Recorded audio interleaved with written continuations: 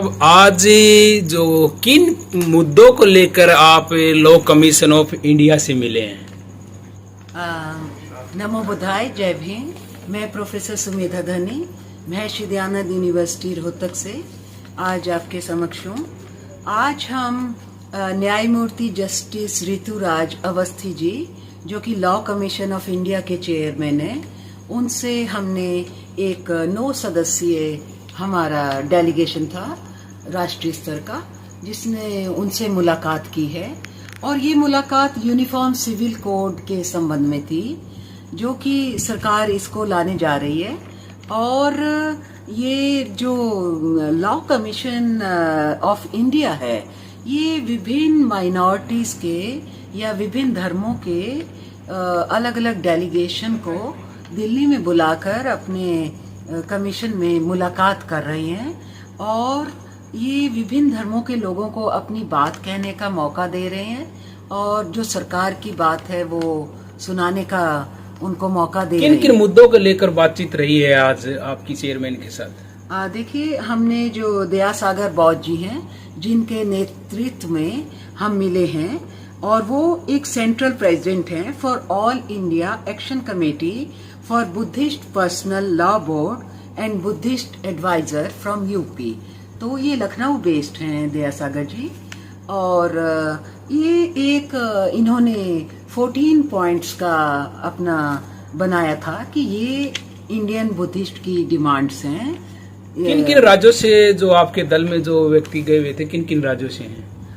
जी, इनमें हरियाणा से 2 मेंबर, जो कि मैं professor Sumedha Dhani, Amarjeet ji Gautam of Mahabodhi welfare trust Rohtak, और हमारे महाराष्ट्र से प्रोफेसर साहब थे मुंबई यूनिवर्सिटी से, और दिल्ली से 3 मेंबर, और यूपी से, और ये टोटल 9 सदस्य थे जी।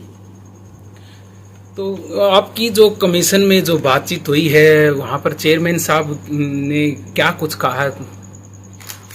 जो ऋतुराज अवस्थी जी, ऑनरेबल जस्टिस, ये जो लॉ कमीशन ऑफ इंडिया के चेयरमैन है, तो इन्होंने बताया कि सरकार यूनिफॉर्म सिविल कोड लाने जा रही है, जिसमें जैसे कि आप सब जानते हैं कि बौद्धों की पहले भी डिमांड रही है कि उनका अपना सिविल कोड हो, जैसे हिंदू लॉ था उस तरह उनका भी अपना हो, जैसे सिखों का अपना है, मुसलमानों का है, क्रिश्चियंस का है। तो अब ऋतुराज अवस्थी जी कह रहे हैं कि ये सारी चीजों को जैसे कि खत्म किया जा रहा है और एक ही लॉ के अंडर लाया जा रहा है। हालांकि बहुत लोग ये समझने में असमर्थ हैं कि ये किस प्रकार हो पाएगा और इसमें बौद्धों की क्या स्थिति रहेगी। तो उन्हें बताया गया कि उनकी स्थिति अच्छी होगी, और लेकिन इसमें जो बौद्धों को पहले से क्लैरिटी चाहिए, जो कि वो एक तरह से काफी साल से आप कहिए कि बाबा साहब डॉक्टर अंबेडकर ने जो 1956 में 14 अक्टूबर को जो उन्होंने कहा था, उस तरह की चीजें जो हैं वो अभी तक हम अपने समाज में नहीं देख रहे हैं। इवन जो महाबोधि महाविहार बोध गया का है, वो भी बौद्धों के अधीन नहीं है, उसमें हिंदू मेंबर रहते हैं। और ये और धर्मों के लिए ऐसा नहीं है, सिखों में केवल सिखों के मेंबर होते हैं, मुसलमानों में केवल मुस्लिम मेंबर होते हैं, क्रिश्चियंस में you can not say that there is going to be a Hindu member और a Buddhist member to decide on their activities, they will not allow it. But for Buddhist, ये बाहर के जो दूसरे, अब बुद्धिस्ट को तो हम धम्म कहते हैं और हिंदू में धर्म कहते हैं, तो वो धर्म के लोग यहाँ धम्म में आके अपना जो है, मतलब इसको हम एक तरह की इंटरफेरेंस कह सकते हैं कि वो उसमें अपना व्यू देते हैं और उनको स्वतंत्रता भी आज तक नहीं दी गई है। तो आज चेयरमैन साहब ने कुछ बातचीत कही है कि आपका जो आपकी मांगे हैं वो मानी जाएंगी। कितनी मांगों रखी गई आज चेयरमैन साहब? मांगे तो जी लिखित में 14 दी गई थी, और चेयरमैन साहब ने ये कहा कि आप निश्चिंत रहें कि आपके साथ कुछ गलत नहीं होगा और आपका ज्यादा अधिकार क्षेत्र बढ़ेगा। लेकिन मैं स्वयं भी कहूँ तो मुझे वो क्लियर नहीं है कि वो कैसे बढ़ेगा, कि जब हम आजादी के हमने 77वीं हम वर्षगांठ हम मना के हटे हैं 2 दिन पहले। और जब वो 77 साल में जो बौद्धों की डिमांड और उनको ऐसे अनसीन किया जाना जो चलता रहा है, तो अब वो सभी को जैसे पहले भी वो उनको एक अन्य धर्मों की कैटेगरी के साथ लगा दिया जाता था। और अब जैसे कि हम कहें कि बुद्धिस्ट लोग अपने बौद्ध धर्म के मुताबिक शादी इत्यादि करते हैं, लेकिन जब अगर तलाक का उनका मुद्दा आता है तो उनको ये डिनाई किया जाता है कि आपकी तो शादी ही वैध नहीं है। तो जब ये वाली बात होती है, इस बात को कैसे सॉल्व किया जाएगा? तो इसके लिए मुझे लगता है कि हमें बहुत ज्यादा और क्लैरिटी चाहिए। और ये मुलाकात जो है एक तरह से मुझे तो अधूरी लगी है। तो दोबारा फिर मीटिंग होगी या क्या, कुछ फाइनल बात क्या ये हुई? जो ऋतुराज अवस्थी जी थे तो उन्होंने मेंबर से पूछा कि आपने अपने बुद्धिस्ट धर्म के ग्रंथों को पढ़ा है कि नहीं, तो दयासागर जी ने बताया कि यस। और वो ऑलरेडी भी ये, क्योंकि ये जो लड़ाई है, ये जो डिमांड है, ये एक दिन की नहीं है, ये 10-12 साल से। और हम कहें कि डॉक्टर अंबेडकर ने तो 1956 से ही एक जो धम्म का कारवां है उसको उन्होंने दोबारा चलाया था। उससे पहले सम्राट अशोक ने चलाया था। तो भगवान बुद्ध तो कोई ये तो नहीं कह के गए थे कि मैं आपको बुद्धिज्म दे रहा हूँ। उन्होंने केवल कुछ प्रपाउंड किया था, अपनी उनको जो उन्होंने ज्ञान प्राप्त हुआ था उन्हें वो दिया था।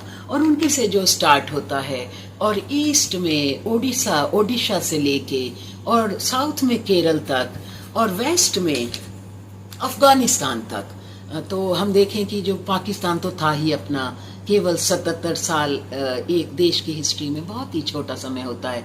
तो पाकिस्तान तो था ही अपना, जहाँ पे हमारी पहली बुद्धिस्ट यूनिवर्सिटी की भी स्थापना हुई। और वो 23-24 तो बहुत ही बड़े स्तर की बुद्धिस्ट यूनिवर्सिटीज थी जिनका दुनिया में बोलबाला था। हम ज़्यादातर नालंदा का नाम लेके ही रह जाते हैं, लेकिन उसमें कई यूनिवर्सिटी जो अब पाकिस्तान का क्षेत्र है उसमें भी आती थी। और अफगानिस्तान में तो बामियान का बुद्धा, और वो 3 स्टैंडिंग बुद्धास थे जो कि वो भी पूरी चट्टान में अंदर से कार्विंग करके काट के ऐसे बनाए गए थे। तो तालिबान ने उसको चलो वो तो बात ठीक है, बनाई गई, लेकिन आज जो चेयरमैन से जो कितनी संतुष्ट हुई है आपका दल?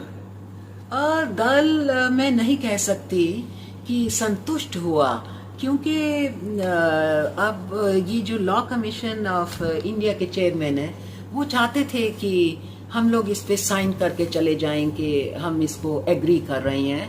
और सदस्यों का मन इस पे नहीं माना कि जो उन्हें कहा जा रहा है, तो वो क्योंकि उनको अपनी 14 जो डिमांड थी वो पूरी होती उसमें नहीं दिख रही थी, कुछ क्लैरिटी नहीं थी, तो उन्होंने उस पे सिग्नेचर नहीं किए हैं। और तो उन्होंने कहा कि आप अपने धर्म में से, अपने ग्रंथों में से और चीजें लाके दिखाइए, बताइए।